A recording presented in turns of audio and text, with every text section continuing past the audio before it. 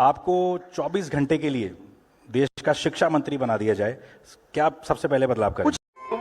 Good question. नहीं कर पाएगा इंसान, कुछ नहीं कर पाएंगे।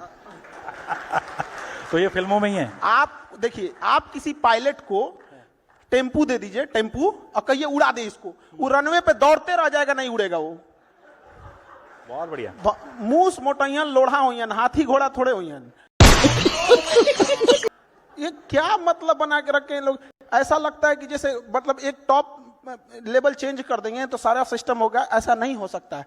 आप ग्राउंड लेवल पे जाके देखिए कितनी परेशानियां हैं। नेक्स्ट। महाकुंभ समापन होने वाला है। मैं लगभग 10-12 दिन महाकुंभ में था। बिहार के बहुत लोग हमें वहां पे मिले, सैकड़ों लोग मिले। उनका कहना था कि हमें भी योगी जैसा सीएम चाहिए। खान सर बिहार से आए हैं, क्या लगता है आपको?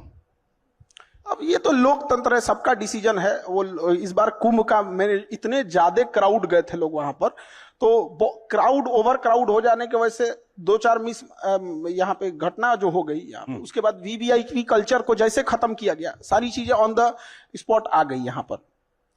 तो अपना वहां का मैनेजमेंट है और हर स्टेट का अपना अपना अलग मैनेजमेंट है। अब जैसे कोई जरूरी नहीं कि सब जगह का एक ही जैसा हो जाएगी, लेकिन ये एक चीज है कि योगी जी में जो स्टिक ऑफ लॉ है कि भाई अगर गड़बड़ी करेंगे तो भाई मीडिया रहे चाहे कुछ रहे, कुछ भी हो सकता है। तो ये वाला चीज ना लोगों को थोड़ा सा प्रभावित जरूर करता है।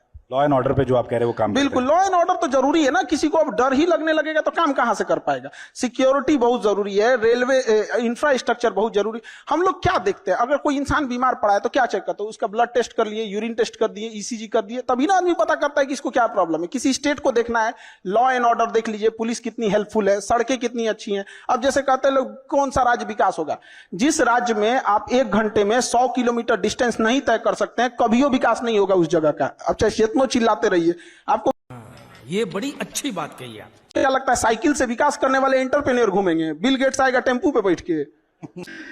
बिहार में कुछ महीनों में चुनाव है, अगला सीएम किसको देखते हैं, नीतीश, तेजस्वी या प्रशांत किशोर? देखिए, ये पॉलिटिकल क्वेश्चन आप हम लोग से काहे पूछते हैं? ये अब मेरे देखने से, अपने से सोच के देखिए, मेरा देखने से कोई सीएम नहीं बन सकता। मेरा एक इंडिविजुअल सिंगल वोट है। इसको बदल देते हैं। सबसे पॉपुलर कौन आपको लगता है इन सब में? सबसे पॉपुलर या आपका फेवरेट नेता कौन है?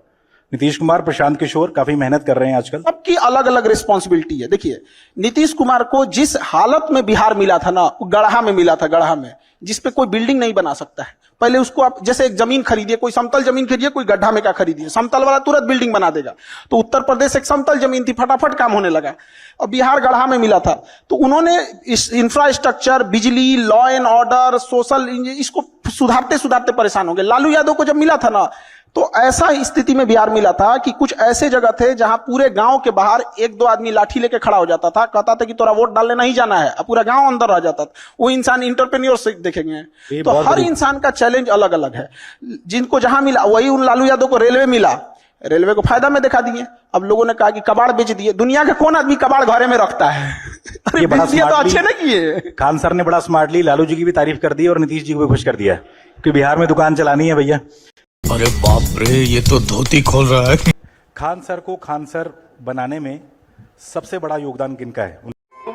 Good question, you are a good question. अब पहले से किसी को पता नहीं रहता है कौन टीचिंग में जाएगा। वैसे हमको फौज में जाना था, टीचिंग तो हमको अभी भी मतलब पढ़ाते हैं, लेकिन फौजें पसंद है, टीचिंग नहीं। तो हमको ना जब स्टार्टिंग करना था तो 3 दोस्त थे मेरे, सोनू, पवन और हेमंत। इन लोगों ने बहुत हेल्प किया और कोचिंग के लाइफ में लेके आया हमको हेमंत, खींच के ले गया, चलना भाई पढ़ो तो तनी मनी।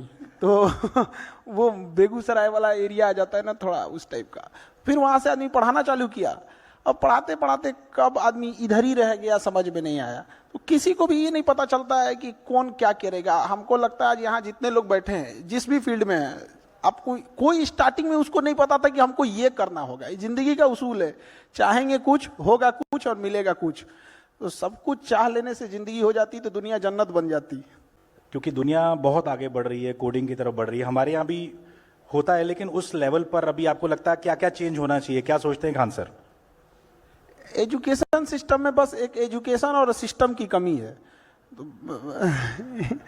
एजुकेशन, एक बात बताइए, हमको ये नहीं समझ में आता है, हम लोग बच्चों के सामने एक बड़ा अच्छा सा भाषण दे देते हैं कि शिक्षा का उद्देश्य होता है एक अच्छा इंसान बनना। वो माँ बाप बना देते हैं अच्छा इंसान, वो अच्छे माँ बाप रहेंगे, अच्छा परिवार रहेगा, सराउंडिंग ठीक रहेगी, हो जाएगा वहां पे।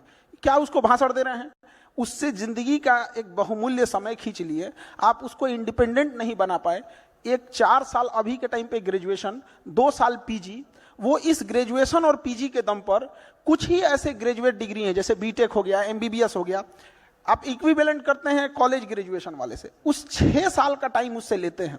उस 6 साल के बीच में वो जब कंप्लीट करके आता है तो वो समाज में कुछ नहीं कर पाता है, वो फ्रस्ट्रेशन होने लगता है। उस 6 साल के बीच में उसे कितना हम स्किल्ड सिखा सकते थे? हर साल अगर 2 स्किल्ड भी सिखाते, 6 महीना बहुत होता है स्किल्ड के लिए, 6 अगर स्किल्ड सिखाते, आज हम लोग किसको, चाइना को ओवरटेक कर रहे होते।